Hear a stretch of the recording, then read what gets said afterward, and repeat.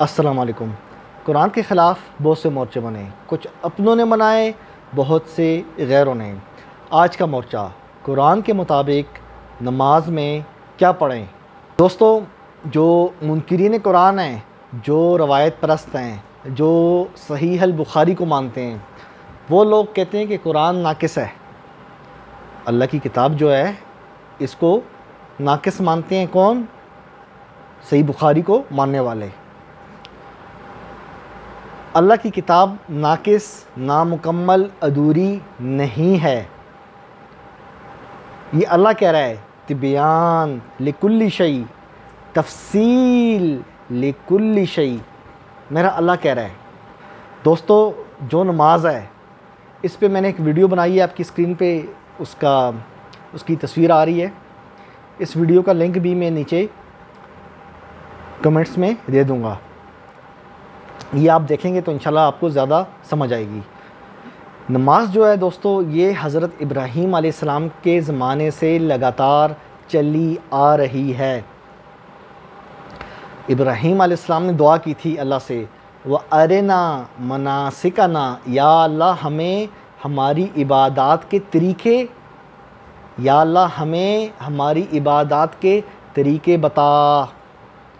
ٹھیک ہے، ابراہیم علیہ السلام نے دعا کی تو پھر اللہ نے ان کو جو عبادات کے طریقے بتائے اور ان کو حکم دیا کہ کعبہ شریف کو صاف رکھو، اعتکاف کرنے والوں کے لیے، رکوع اور سجود کرنے والوں کے لیے۔ مطلب یہ نماز اس وقت سے ہے۔ دوستو، فجر کی 2 فرض، ظہر کے 4، عصر کے 4، مغرب کے 3 اور عشاء کے 4، یہ تمام چیزیں ہو بہو سیم ٹو سیم اتنی ہی رکعت اور اسی ٹائم پر حضرت ابراہیم علیہ السلام کے زمانے سے چلی آ رہی ہیں۔ وَأَرِنَا مَنَاسِكَنَا، ابراہیم علیہ السلام کو اللہ نے طریقہ عبادات سکھائے اور اس کا اثر بعد والے لوگوں میں بھی رہا، جیسا کہ آپ کی اسکرین پہ آیت چل رہی ہے۔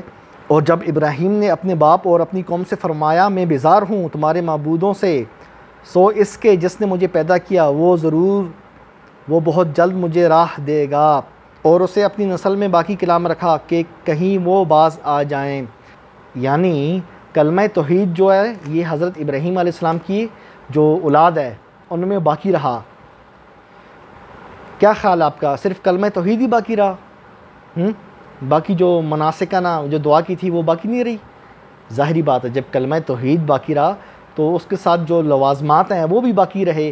یہ قرآن کی آیات بتا رہی ہیں کہ ابراہیم علیہ السلام کو اللہ نے طریقہ عبادات سکھائے، ٹھیک ہے، پھر کعبے کی صفائی کا حکم دیا، اعتکاف، رکوع اور سجود کرنے والوں کے لیے، اور پھر اس کا اثر جو ان کی اولاد تھی، توحید اور یہ عبادات جو ہیں ان کا اثر ان کی اولاد میں بھی باقی رکھا۔ دوسری جگہ اللہ پاک نے فرمایا ہے کہ جو نماز کا طریقہ ہے کہاں سے لو، کہاں سے اختیار کرو؟ مقام ابراہیم سے۔ اب سوال ہے مقام ابراہیم سے کس طرح ہم نماز کا طریقہ وہاں سے کس طرح اختیار کریں؟ سوال ہے نا۔ یہاں پہ آ کے اکثر لوگ پھسل جاتے ہیں۔ یہ اسی طرح ہے کہ میں آپ کو کہوں کہ آپ نے فلانے جم میں جانا ہے جہاں پہ ورزش کی جاتی ہے، جس طرح وہاں پہ لوگ ورزش کریں، ایکسرسائز کریں، آپ نے اسی طرح کرنی ہے۔ آپ وہاں پہ جاؤ گے، دیکھو گے جس طرح وہ کر رہے ہیں آپ بھی اسی طرح کرو گے۔ سیم ٹو سیم اللہ نے یہ فرمایا ہے کہ مقام ابراہیم سے نماز اخذ کرو، جس طرح یعنی وہاں پہ ادا کی جا رہی ہے اسی طرح آپ نے ادا کرنی ہے۔ آئی سمجھ آپ کو؟ فجر، ظہر، عصر، مغرب، عشاء، ان کی تمام تفصیلات میں نے اپنی اس ویڈیو میں دی ہیں۔ آپ یہ والی ویڈیو دیکھو، انشاءاللہ اس ویڈیو سے بھی آپ کو فائدہ ہوگا، یہ جس کا میں نے آپ کو اوپر پکچر دی ہے۔ انبیاء علیہ السلام کی سب کی نماز ایک جیسی تھی۔ زکریا علیہ السلام کی نماز کا ذکر قرآن میں ہے کہ وہ کھڑے ہو کے پڑھ رہے تھے، کہاں؟ محراب میں۔ داؤد علیہ السلام کے سجدے کا ذکر ہے، خر کہتے ہیں گرنے کو، خرّا راکعا واناب۔ اس کا مطلب ہم رکوع نہیں لیں گے، کیوں؟ کیونکہ اس سے پہلے کرینہ آ گیا ہے۔ کرینہ کیا ہے؟ خر، یعنی گرنا، یعنی گرنے کی پوزیشن میں آپ گرے نیچے، جس کو ہم سجدہ کہتے ہیں۔ خرّا راکعا واناب، اس رکوع سے ہم سجدہ مراد لیں گے، کیوں؟ اس سے پہلے کرینہ ہے خر، اور انہوں نے اللہ کی طرف رجوع کیا۔ حضرت ابراہیم علیہ السلام کے زمانے سے تکبیر، اللہ اکبر کہنا، ہاتھ باندھنا، رکوع کرنا، رکوع سے کھڑے ہو کے 2 سجدے کرنا، ٹھیک ہے، پھر آخر میں بیٹھ کے آخر میں 2 سلام پھیرنا، یہ حضرت ابراہیم علیہ السلام کے زمانے سے ہے۔ میں نے آپ کی خدمت میں ابھی آیات پیش کی ہیں کہ ان کی جو توحید اور عبادات کا اثر اللہ نے ان کی اولاد میں بھی باقی رکھا۔ پھر کیا ہوا؟ پھر لوگوں نے نماز کو بلا دیا، جیسا کہ آپ کی اسکرین پہ یہ آیت چل رہی ہے، اور لوگوں نے نماز کو بلا دیا اور اپنی جو خواہشات تھیں ان کی اتباع کرنا شروع کر دی۔ نبی علیہ السلام نے آ کے واپس اس چیز کو پھر سے اس کی اصلی حالت میں لے کے آئے، جو ان کے جد امجد حضرت ابراہیم علیہ السلام نے جس طرح ادا کیا تھا۔ نبی علیہ السلام نماز کو، حج کو، تمام جو معاملات تھے، جو وقت کے ساتھ اس میں بگاڑ پیدا ہو گیا تھا، آپ نے واپس اس کو اس کی اصلی حالت میں لے کے آئے۔ دوستو اب بسم اللہ کرتے ہیں اور بتاتا ہوں میں آپ کو نماز قرآن کے مطابق کس طرح پڑھنی ہے۔ طریقہ سب کا ایک ہے، ٹھیک ہے، انبیاء علیہ السلام جتنے بھی ہیں سب کا ایک طریقہ ہے۔ آپ سب سے پہلے قبلے کی طرف رخ کریں گے۔ قبلہ کیا ہے؟ قبلہ ڈائریکشن ہے، علامتی نشان ہے۔ اس نشان کی طرف مڑ کے آپ نے، جس طرح فوجی ہوتا ہے نا، فوجی اس کو بتاتے ہیں نا کہ آپ نے جھنڈے کی طرف دیکھ کے سیلوٹ کرنا ہے۔ کوئی بھی فوجی ہو اس کو بتایا جاتا ہے نا جب جھنڈا آئے گا تو آپ نے سیلوٹ کرنا ہے۔ اب جھنڈا باتیں تو نہیں کرتا، لیکن ایک علامتی نشان ہے نا۔ تو ہم مسلمان کس کی طرف رخ کریں گے؟ کعبے کی طرف۔ یہ آیت میں درمیان سے پڑھ رہا ہوں، فولی وجہک شطر المسجد الحرام وحیث ما کنتم فولوا وجوہکم شطرہ۔ تو بھی اپنا چہرہ مسجد حرام کی طرف پھیر لو، اور اے مسلمانوں تم جہاں کہیں ہو اپنا منہ اسی کی طرف کر لو۔ تو یہ اللہ پاک نے ہمیں بتا دیے دوستو کہ آپ نے نماز سے پہلے اپنا جو چہرہ ہے وہ کس طرف کرنا ہے؟ کعبے کی طرف، ٹھیک ہے؟ سمجھ گئے نا آپ اتنی بات؟ اب آگے چلتے ہیں۔ اور ایک بات، نبی علیہ السلام کو اللہ نے کیا فرمایا ہے؟ ملت ابراہیم، یعنی ابراہیم کے طریقے پہ چلو۔ تو انبیاء کا طریقہ سب کا ایک ہے، عبادات کا طریقہ، توحید کا طریقہ سب کا ایک ہے، ٹھیک ہو گیا؟ آپ نے جب تکبیر کہی، اللہ اکبر کہہ کے آپ نے جب نماز شروع کی، ہاتھ باندھے، یہ ہاتھ باندھنا، رکوع کرنا، سجدہ کرنا، سلام پھیرنا، یہ اللہ کے پیغمبروں کے زمانے سے ہے۔ اسے کہتے ہیں عملی تواتر۔ اعوذ باللہ من الشیطان الرجیم، بسم اللہ الرحمن الرحیم۔ ان صلاتی و نسکی و محیایا و مماتی للہ رب العالمین۔ بے شک میری نماز اور میری قربانیاں اور میرا جینا اور میرا مرنا سب اللہ کے لیے جو سارے جہانوں کا رب ہے۔ تکبیر کہی آپ نے، پھر آپ نے یہ پڑھنا ہے۔ اس کے بعد کیا کرنا ہے؟ آپ نے سورہ فاتحہ پڑھنی ہے اور اس کے ساتھ ایک سورت پڑھنی ہے۔ آپ نے ایک سورت پڑھنی ہے لیکن اس سے پہلے سورہ فاتحہ پڑھنی ہے۔ آپ نے سورہ فاتحہ پڑھنی ہے اور اس کے ساتھ ایک سورت ملانی ہے۔ کس طرح؟ قرآنی دلیل دوں گا، دلیل قرآن سے دوں گا۔ میں نے ویڈیو بنانے سے پہلے آپ کو کیا کہا ہے؟ السلام علیکم، سلام کیا نا، پھر بات شروع کی ہے۔ سورہ فاتحہ قرآن کا سلام ہے، سورہ فاتحہ قرآن کا سلام ہے، یعنی سب سے پہلے آپ سورہ فاتحہ پڑھیں گے۔ کیوں؟ کیونکہ اللہ کہہ رہا ہے وَلَقَدْ آتَيْنَاكَ سَبْعًا مِّنَ الْمَثَانِي وَالْقُرْآنَ الْعَظِيمِ، اور بے شک ہم نے تمہیں 7 آیتیں دیں جو بار بار دہرائی جاتی ہیں، اور عظمت والا قرآن دیا۔ تو قرآن کا سلام کیا ہے؟ جس طرح میں نے کہا نا السلام علیکم، قرآن کا سلام یہ سورہ فاتحہ ہے جو بار بار پڑھی جاتی ہیں، 7 آیتیں، اور قرآن عظیم، یعنی پہلے آپ فاتحہ پڑھیں گے اور اس کے ساتھ ایک سورت کو ملائیں گے۔ جو 7 مثانی ہیں وہ آپ نے پڑھی، اور پھر قرآن عظیم کی اور آیات آپ نے ملا دیں۔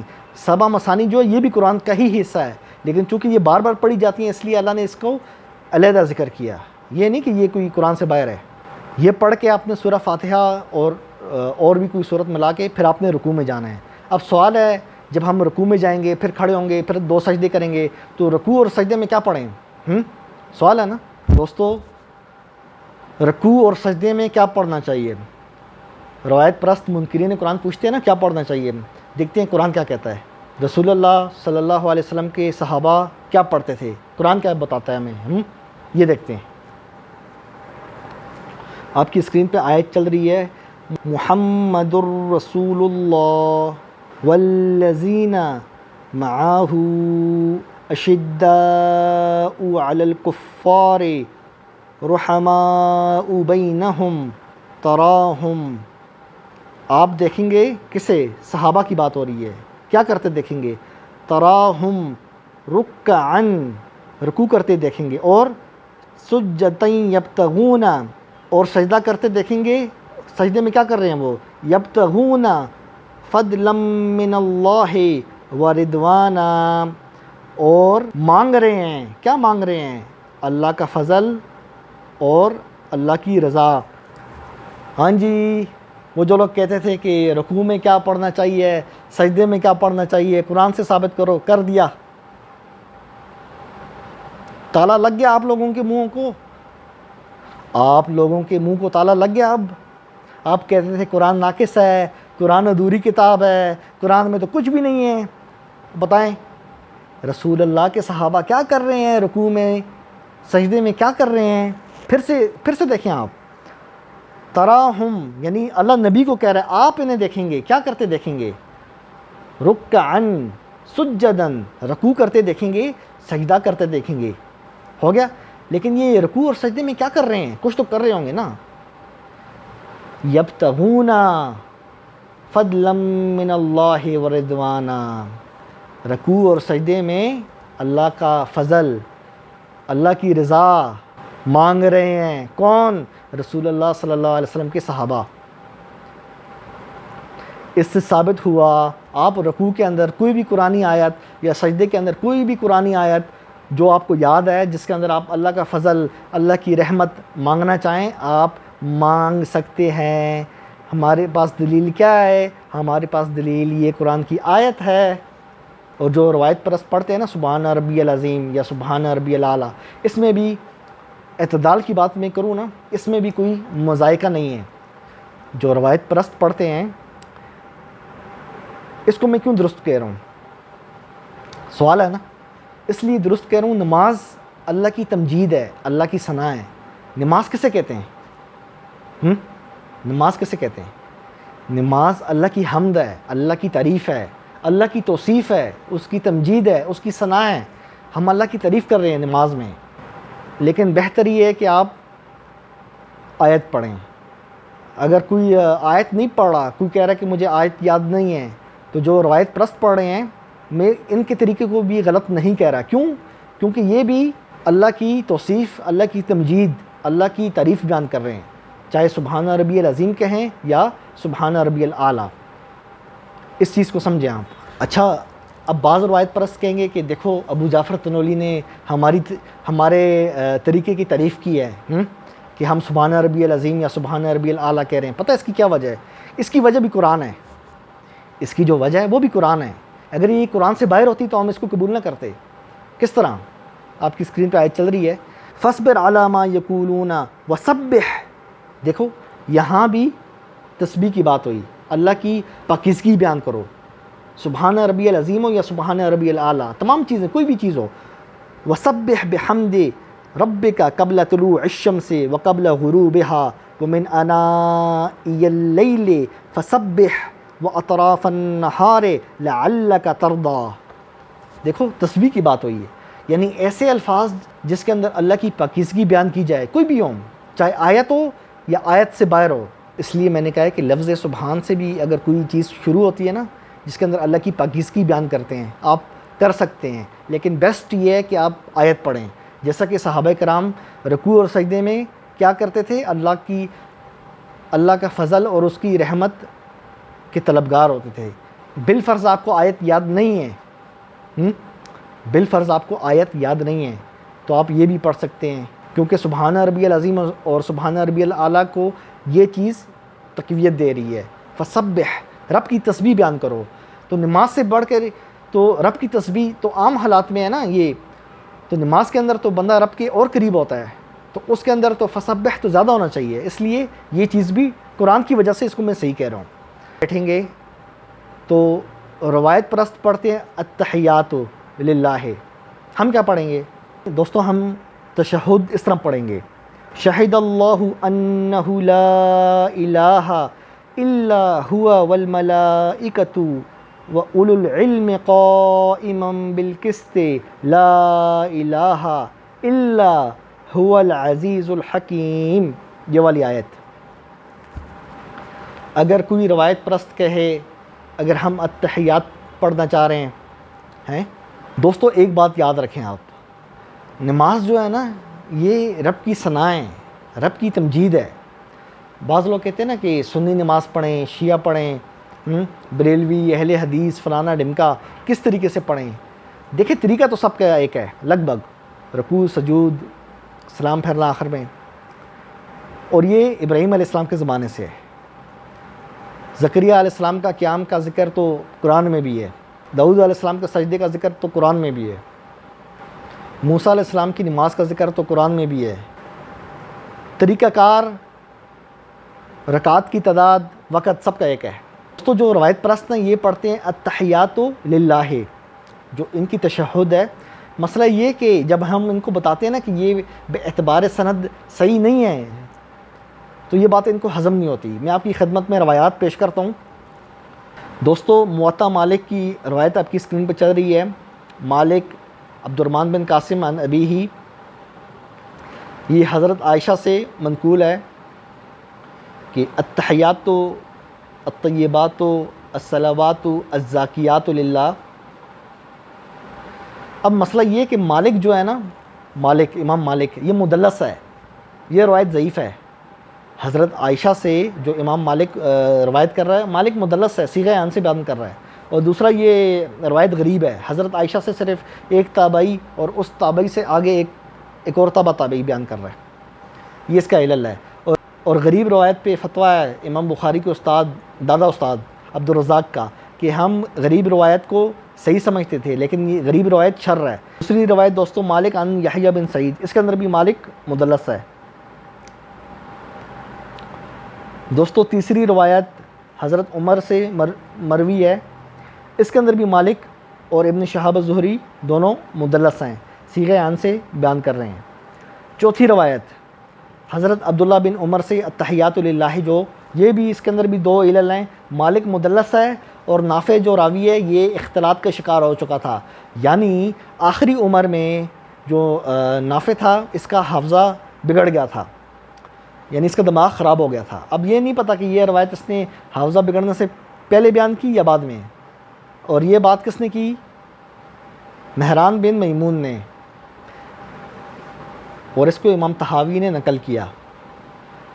اگلی روایت دوستو مصنف عبد الرزاق کی ہے، جس کے اندر یہی راوی ہے نافع، جس کا میں نے ابھی علل بتایا کہ یہ اختلاط کا شکار ہو گیا تھا، اور اس کے اندر عبد الرزاق ہے، اس پہ بھی جرح موجود ہے دوستو۔ اگلی روایت جو ہے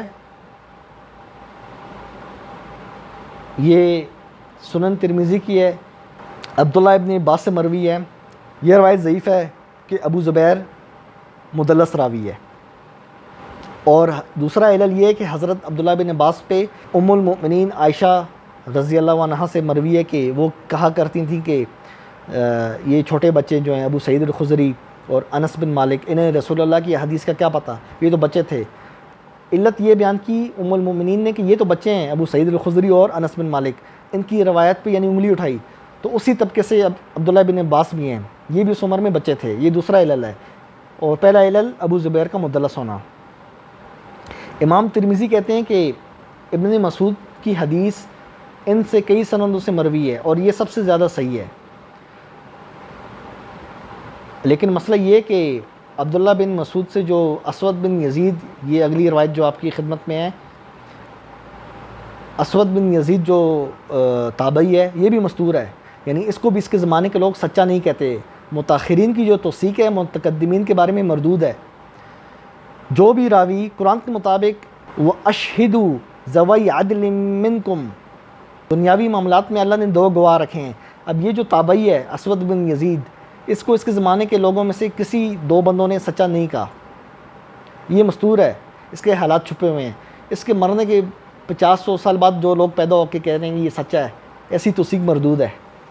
اسی طرح دوستو سنن الصغیر للبیہقی، روایت نمبر آپ کی اسکرین پہ چل رہی ہے، اعمش عن شقیق بن سلمہ، وہ عبداللہ بن مسعود سے روایت کر رہے ہیں۔ اعمش مدلس ہے اور شقیق بن سلمہ اس کو بھی اس کے زمانے کے لوگوں میں سے کسی نے سچا نہیں کہا۔ یعنی یہ جو لوگ پڑھتے ہیں نا التحیات للہ والطیبات، ہاں، یہ صحیح سند سے ثابت نہیں ہے، ایک بھی سند صحیح نہیں ہے، ہر کسی نہ کسی سند میں کوئی نہ کوئی علل ہے، کوئی راوی اختلاط کا شکار ہو گیا جس طرح نافع ہے، کوئی مدلس ہے ابو زبیر کی طرح یا اس کی مالک کی طرح، ایک روایت بھی صحیح نہیں ہے بے اعتبار سند۔ تو اگر کوئی شخص یہ پڑھتا ہے جو میں نے ابھی آیت پڑھی ہے، شاہد اللہ، گواہی دیتا ہے، اتنا بھی کافی ہے۔ اگر کوئی روایت پرست یہ کہنا چاہے کہ جی التحیات للہ پڑھنے میں کیا حرج ہے، تو حرج میں نے بتا دیا آپ کو، لیکن پھر بھی اگر کوئی پڑھنا چاہے تو دراصل یہ دعائیہ کلمات ہیں، یہ دعائیہ کلمات ہیں۔ اس پہ میں اس لیے نرم موقف رکھتا ہوں، اس لیے میں نرمی دکھاتا ہوں کیونکہ نماز جو ہے نا ساری شروع سے لے کے آخر تک، میں نے آپ کو بتایا نا یہ اللہ کی تمجید ہے، اللہ کی ثناء، اللہ کی تعریف ہے۔ نماز تو اگر کسی شخص کو آیت بالفرض یاد نہیں ہوتی، کوشش تو یہ کریں، اگر آپ نے بالفرض، مجھے پتہ ہے روایت پرست ضدی ہیں دوستو، اگر کوئی روایت پرست یہ کہے کہ میں پھر بھی پڑھوں گا التحیات للہ، تو علل تو میں نے آپ کو بتا دی ہے، یہ چیز ثابت نہیں ہے، ایک روایت بھی صحیح نہیں ہے۔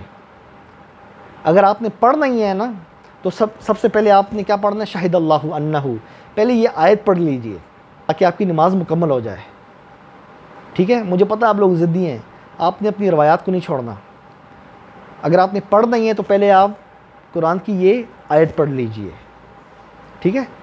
پھر بے شک پڑھیں، ہمیں کوئی اعتراض نہیں، لیکن آیت نہیں چھوڑنی دوستو۔ اس کے بعد روایت پرست وہ پڑھتے ہیں درود ابراہیمی، اللہم صلی علی محمد والا۔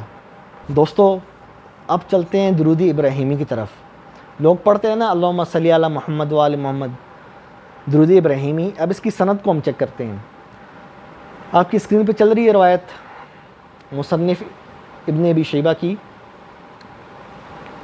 اس کے اندر عثمان بن موحب اور موسیٰ بن طلحہ یہ دونوں مستور راوی ہیں، معاصرین ہم زمانے میں سے کسی نے سچا نہیں کہا۔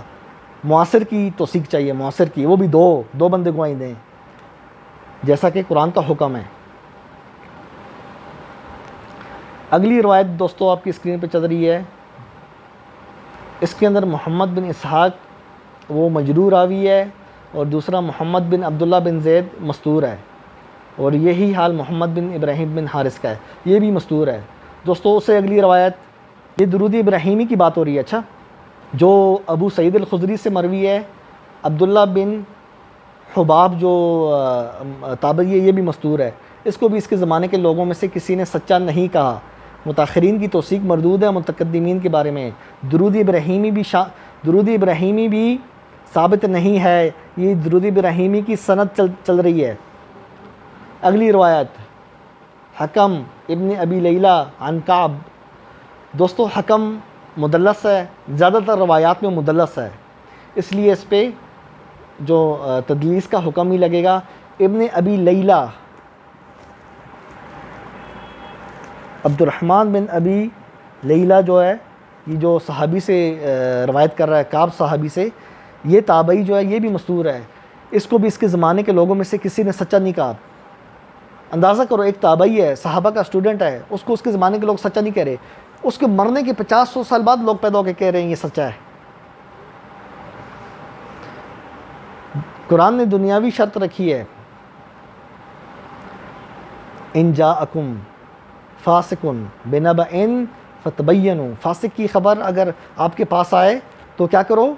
تحقیق کرو، فاسق ہو یا غیر فاسق، سب کی تحقیق ہوگی، سب کی تحقیق ہوگی۔ اور تحقیق کون کرے گا؟ ظاہری بات ہے اس زمانے کا بندہ کرے گا، نہ کہ 200 سال بعد آنے والا بندہ۔ اب یہ جو بندہ ہے عبداللہ بن حباب تابعی ابو سعید الخدری سے جو روایت کر رہا ہے، اس کو اس کے زمانے کے لوگوں میں سے کسی نے تحقیق نہیں کی، کسی نے اس کو سچا نہیں کہا، اس لیے اس کو بھی مستور راوی کہا جائے گا۔ دوستو یہ علل تھے، درود ابراہیمی صحیح سند سے ثابت نہیں ہے۔ اس پہ میں علیحدہ ویڈیو بناؤں گا، مجھے پتہ ہے کچھ سندیں رہتی ہیں، ان پہ بھی کلام کروں گا انشاءاللہ۔ اللہ نے کیا فرمایا قرآن میں؟ ان اللہ و ملائکتہ یصلون علی النبی، اللہ اپنے نبی پر رحمت بھیجتا ہے اور اس کے ملائکہ فرشتے رحمت کی دعا کرتے ہیں۔ اے ایمان والو، ہم نے کیا کرنا ہے؟ سلو، ہم نے سلو کرنا ہے، اور کیا کرنا ہے؟ وسلموا تسلیما، یہ دو کام کرنے ہیں۔ اب مسئلہ یہ کہ درود ابراہیمی تو ثابت نہیں ہے، کوئی روایت پرست پڑھتا ہے تو اس کی مرضی ہے، لیکن ثابت نہیں ہے نا۔ مسئلہ یہ ہے بے اعتبار سند ثابت نہیں ہے، کیا کریں گے آپ؟ اب آپ کے ذہن میں سوال آ رہا ہوگا، ابو جعفر تنوری صاحب، یہ جو ترتیب ہے تشہد، نبی پہ درود بھیجنا اور آخر میں آیت پڑھنا، یہ تو روایت پرستوں کی ترتیب ہے، تو آپ کیوں لے رہے ہیں؟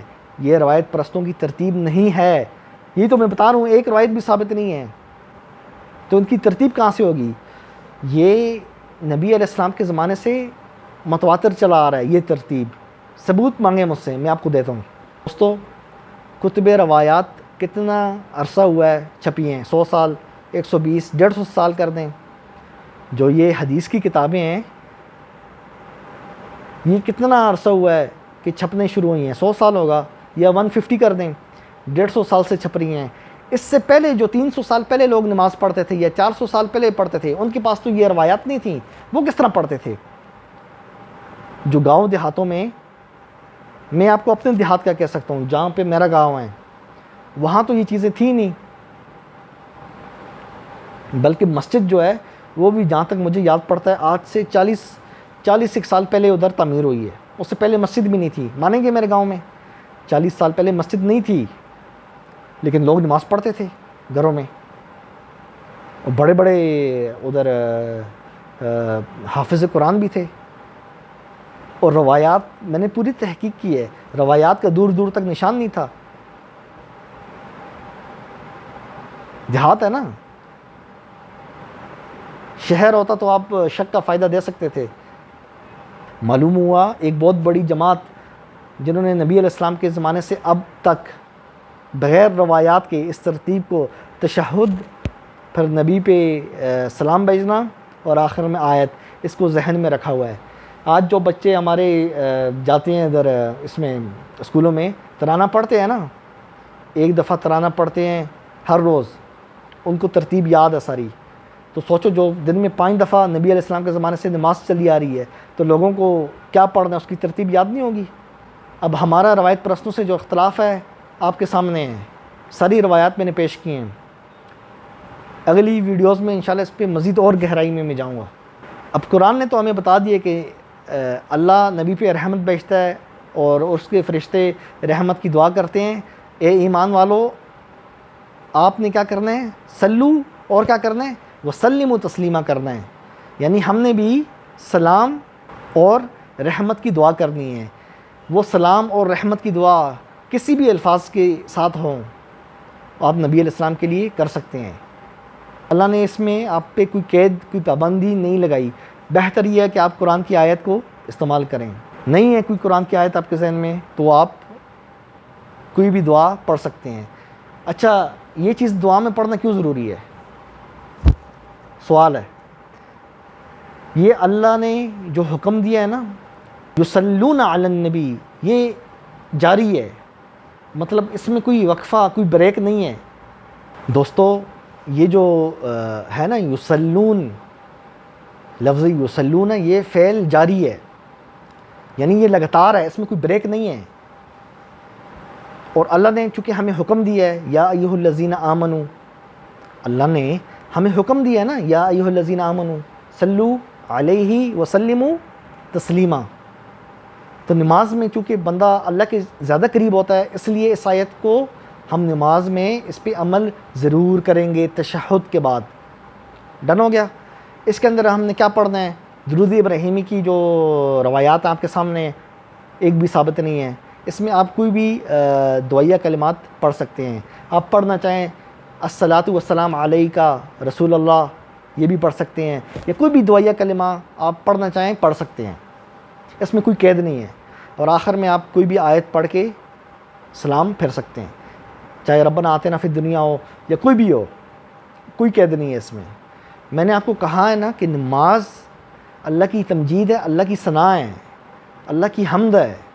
لوگوں نے اس کو الفاظ میں قید کر رکھا ہے، یہ والا لفظ پڑھو، صرف یہ والا پڑھنا ہے. اگر کوئی کچھ اور پڑھا تو نماز باطل ہو جائے گی. بھائی کس طرح باطل ہو جائے گی؟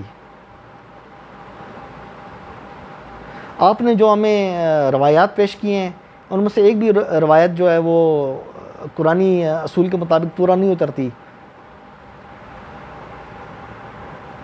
قرآن مطابق 2 گواہ ہونے چاہیے، 2 گواہ دنیاوی معاملات میں. تو نبی کی طرف اگر کوئی بندہ روایت بیان کر رہا ہے نبی سے منسوب، تو اس بندے کی جو کریڈیبلٹی ہے، جو اس کی کیا کہنا چاہیے، جو اس کی ثقافت ہے، اس کا سچا ہونا، کم از کم 2 بندے تو گواہی دیں نا. 2 بندے تو گواہی دیں نا کہ یہ بندہ سچا ہے. صحابہ کے بارے میں تو اللہ نے کہہ دیا وَكُلًّا وَعَدَ اللَّهُ الْحُسْنَى، سب کے ساتھ جنت کا وعدہ ہے. وہ تو ہر صحابی نبی جنتی ہو گیا قرآن کے مطابق. لیکن جو تابعین ہیں ان کا کیا کریں، جو صحابہ کے اسٹوڈنٹ ہیں یا جو تبع تابعین ہیں، جو تابعین کے اسٹوڈنٹ ہیں، ہر تابعی کی 2 گواہی چاہیے اس کے زمانے کے لوگوں میں سے. اسی طرح جو نیچے والا طبقہ ہے تبع تابعین، ان کے لیے بھی 2 بندوں کی گواہی چاہیے قرآن کے مطابق.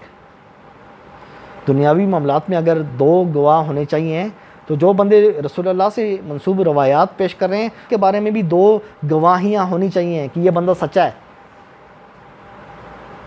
کسی روایت میں مالک مدلس ہے، کسی روایت میں نافع جو ہے اختلاط کے شکار ہو گیا ہے، کوئی راوی جو عبداللہ بن مسعود سے روایت کر رہا ہے وہ مستور ہے، اس کو اس کے زمانے کے لوگ سچا نہیں کہہ رہے.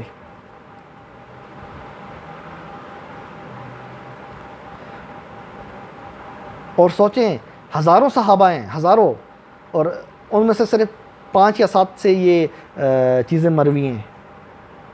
سوال تو اٹھتا ہے نا. اسی طرح ابو سعید الخدری صحابی سے جو تابعی ہے، ان کا اسٹوڈنٹ عبداللہ بن حباب، وہ بھی مستور ہے، اس کو بھی اس کے زمانے کے لوگ سچا نہیں کہتے. 2 گواہیاں لائیں آپ. یہ قرآنی اصول ہے بھائی، میرا ابو جعفر تنولی کا اصول تو نہیں ہے. مجھے گالی دینے سے تو کچھ بھی نہیں چینج ہوگا. یہ کتاب دیکھ رہے ہیں، اسے قرآن کہتے ہیں. یہ اس قرآن کا اصول ہے کہ دنیاوی معاملات میں 2 بندوں کی گواہی ضروری ہے. تو جو لوگ رسول اللہ سے منسوب روایات بیان کر رہے ہیں تو ان کے بارے میں تو کم از کم 2 بندے گواہی دیں نا کہ یہ بندہ سچا ہے. رسول اللہ سے منسوب بات میں تو اور احتیاط کرنی چاہیے. اس کے بارے میں تو 4 بندے ہونے چاہیے کہ گواہی دے کہ یہ بندہ سچا ہے. ہم تو پھر بھی 2 کی بات کر رہے ہیں. مسئلہ یہ ہے کہ 2 تو دور کی بات، ایک بندہ بھی آپ کے پاس نہیں ہے جو ان لوگوں کو سچا کہے، ان تابعین، ان تبع تابعین کو سچا کہے جو یہ روایات بیان کر رہے ہیں. دوستو، میں آپ کو ایک دفعہ پھر ریکمینڈ کروں گا، یہ اوپر آپ کو تصویر نظر آ رہی ہے، یہ ویڈیو آپ ایک دفعہ پھر دیکھو، وہ دیکھو اور اس کے بعد یہ والی دیکھو. ٹھیک ہے؟ نماز ابراہیم علیہ السلام کی سنت جاریہ ہے، وَأَرِنَا مَنَاسِكَنَا کے تحت. ٹھیک ہے؟ پھر لوگوں نے اس کو کھو دیا. نبی علیہ السلام نے آ کے پھر سے اس کو واپس اس کی اصل حالت میں بحال کیا. پھر لگاتار عملی تواتر سے ایک چیز کو 5 دفعہ، ہزاروں نہیں لاکھوں کی تعداد میں لوگ کر رہے ہیں. تو اس میں تو پھر کوئی سوال نہیں اٹھتا. امت کے عملی تواتر سے یہ چیز ہمیں ملی ہے. اس کے اندر کیا پڑھنا ہے وہ بھی میں نے آپ کی خدمت عالیہ میں قرآن سے پیش کر دیا. رکوع سجدے میں کیا پڑھنا ہے، صحابہ کیا پڑھتے تھے، ثابت کر دیا. نماز کی رکعت اور اس کے اوقات یعنی ٹائمنگ انبیاء علیہ السلام کے زمانے سے سب کے ایک ہیں. نبی علیہ السلام کو اللہ نے حکم دیا کہ آپ ابراہیم علیہ السلام کی اتباع کرو، ہر طرح کی اتباع. اس کے اندر یہ عبادات بھی آ جاتی ہیں، یہی ٹائمنگ، یہی طریقہ. داؤد علیہ السلام کا سجدہ، زکریا علیہ السلام کا قیام، یہ بھی سب قرآن میں ہے۔ قبلے کی جو ڈائریکشن ہے وہ بھی میں نے آیات آپ کی خدمت میں پیش کر دی ہیں۔ آخر میں جو میں نے پیش کیا آپ کو تشہد قرآن کے مطابق اور جو روایت پرستوں کا ہے اس میں فرق بتایا۔ ہم اللہ کے نبی پہ کس طرح صلو علیہ وسلم و تسلیمہ کرتے ہیں وہ میں نے بتا دیا، اور روایت پرستوں کی جو درود ابراہیمی ہے اس پہ میں نے سوالات کھڑے کر دیے۔ آخر میں آپ کوئی بھی آیت پڑھ کے اگر ربنا آتنا یہ بھی بالکل ٹھیک ہے۔ نماز، ایک بات یاد رکھیں، آپ نماز کو الفاظ میں قید نہیں کر سکتے، یہ اللہ کی تمجید ہے، اللہ کی ثنا ہے، اللہ کی تعریف ہے۔ تعریف لفظوں میں قید نہیں ہوتی۔ آپ ربنا آتنا فی الدنیا پڑھ کے بھی سلام پھیریں، بالکل ٹھیک ہے۔ تو دوستو یہ تھا نماز میں کیا پڑھنا ہے قرآن کے مطابق، میں نے آپ کی خدمت عالیہ میں پیش کی ہے، ساری قرآنی آیات پیش کی ہیں، ایک بھی قرآن سے باہر کی بات پیش نہیں کی۔ جتنے بھی روایت پرست ہیں جو قرآن کو ناقص کہتے ہیں یہ نامکمل کتاب ہے، پتہ ہے یہ مار کہاں سے کھاتے ہیں؟ یہ کہتے ہیں جی نماز کا طریقہ، حج کا طریقہ، احرام سفید رنگ کا کیوں ہے، سبز رنگ کا کیوں نہیں ہے، لال رنگ کا کیوں نہیں ہے، کالے رنگ کا کیوں نہیں ہے؟ بھائی یہ ابراہیم علیہ السلام کے زمانے سے چلی آ رہی ہیں چیزیں، اللہ نے نبی کو کہا ہے آپ ان کو فالو کرو، اللہ نے کیا فرمایا ہے، نماز کا طریقہ کہاں سے لو؟ مقام ابراہیم اس کو مصلی بناؤ، مقام ابراہیم سے لو، مقام ابراہیم میں لگاتار چونکہ نماز چلی آ رہی ہے، پھر سے نبی نے اس کو بحال کیا، تو پھر اللہ نے ایمان والوں کو کہا کہ آپ نے پھر کہاں سے لینا ہے، یعنی نبی کی بعد کہاں سے لینا ہے، آپ نے یہاں سے لینا ہے۔ آج بھی آپ مکہ میں چلے جائیں، مقام ابراہیم میں چلے جائیں، نماز ہو رہی ہے، طواف ہو رہا ہے، چل رہا ہے،